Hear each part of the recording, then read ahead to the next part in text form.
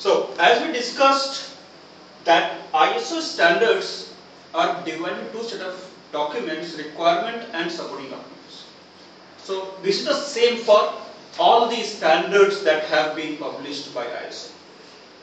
So, if we take example of ISO 27001, so 27001 2005 is the standard requirement document, and one of these supporting documents is BS 17799.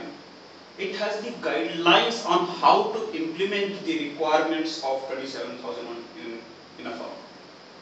Now, we'll move ahead and understand some basic principles, rules, processes that ISO has for itself.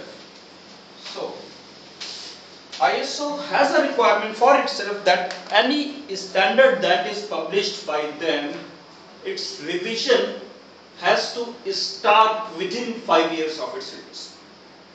So, we'll take the example of ISO 9001 and understand how is it done. So, basically the origin of ISO 9001 was basis a summit, a consortium of different nations that gets together to form policies that would help organizations, countries to simplify international trade.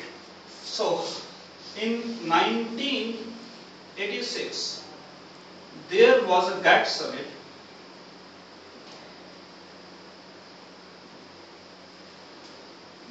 in Uruguay.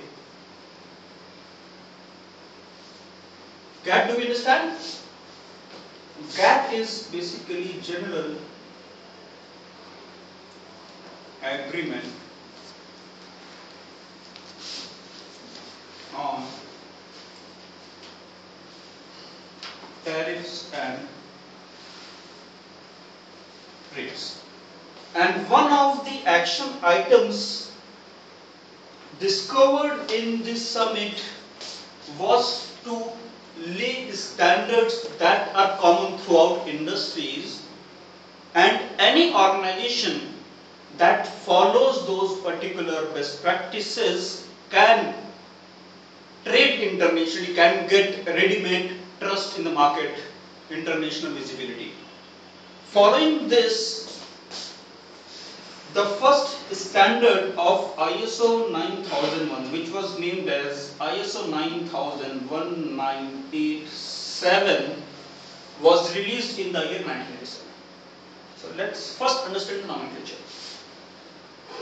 On the left to the column is the name of the standard, and on the right is the version or the year of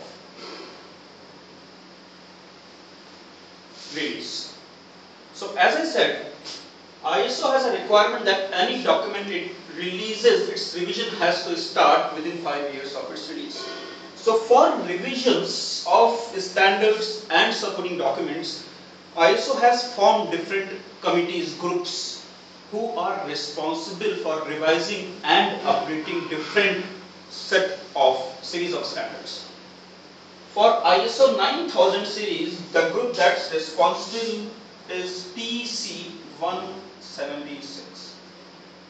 TC stands for Technical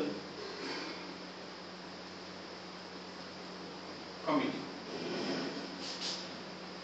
Now, this committee includes representatives from different nations who are actually industry veterans nominated by the governing body of that particular nation to be a part of the technical committee. So, for example, India, the governing body is QCI, Quality Council of India. Similarly, for Pakistan, it's QCP. For UK, it's UCAS. For America, it's ENSI. So, all these bodies have responsibility to nominate people from their country to be member of the technical committee. Now, within 5 years of release of a particular document or standard, these people get together and provide their inputs for revisions, updations of the implemented standard that is already in the industry. These best practices are put together in a draft that's referred to as the draft international standard. After drafting this standard, these are again distributed amongst these members and they are asked to vote for the draft, should it be released as the final standard or not.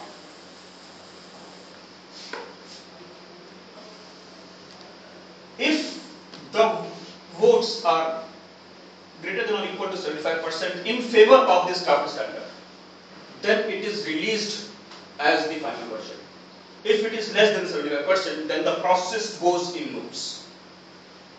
So the final version comes only after 75% or more people are in favor of this draft standard. Are you okay? So following this process, the next version of ISO 9001 was released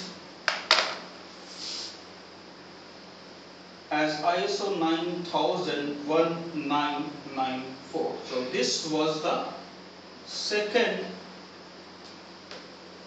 version of this standard.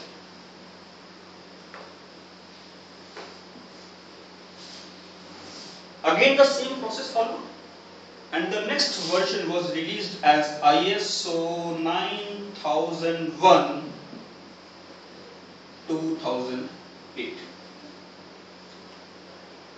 Sorry, 2000, which was the third version.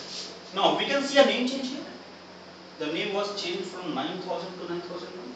So basically, in the year 1994, the standard consisted of three requirement documents: 9001, 9002, and 9003.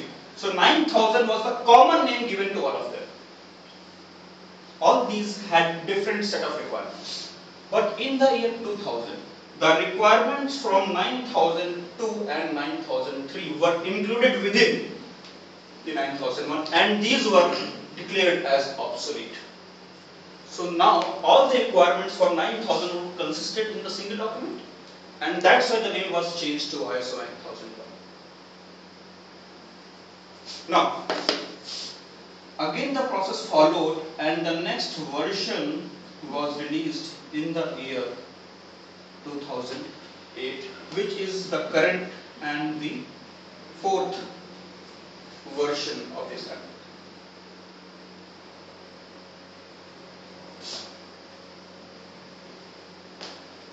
Okay? Yes. Now, again, when this version was released in 2008, there were organizations that were certified on the previous version. So, all the organizations that were certified on the previous version were given a buffer period of 2 years to upgrade themselves from the previous to the current standard.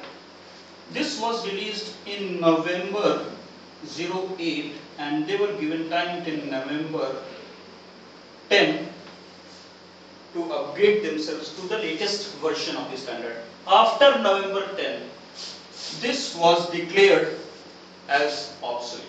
So any organization that is now certified on 9001-2000 is actually not certified because this standard is non-existent. No.